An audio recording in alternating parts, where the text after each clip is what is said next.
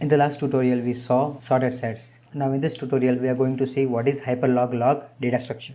A HyperLogLog is a probabilistic data structure used to count unique values. These values can be anything, for example IP addresses for the visitors of a website, search terms or email addresses, or the unique count of locations and many things. So let's add some data to HyperLogLog and we can count and merge the data available inside different hyperlogs. Now to add the data in the HyperLogLog, the command is pf_add and the key. I'm providing HHL and the element. Suppose I'm adding any value A. Okay, so this way the value is added. We can add piping as well. We can add multiple values like pf_add A, already there, right?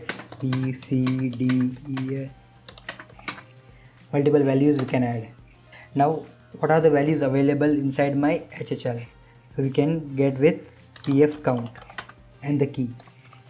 You can see that the 7 values are available in my HHL. Let's create one more. Okay, pf_add HLL2 and let's add numbers in it. 1 2 3 4 5 6 7. Okay, we can get the count of that as well. Pf count HLL2. Okay, the 7. Now we can get the total count of all the available hyperlogs as well.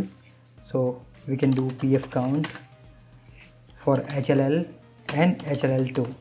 This will provide the total count for my both the hyperloglogs.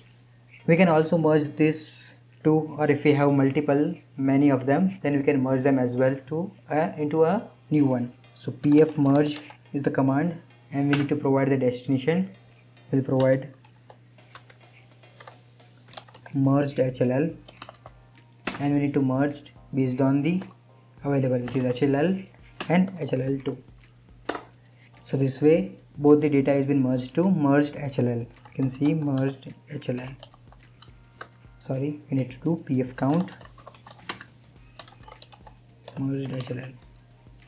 Okay, so this way we can see the count of the new one. So this way we can use HyperLogLogs for counting the sets for the different use case scenarios as we saw earlier.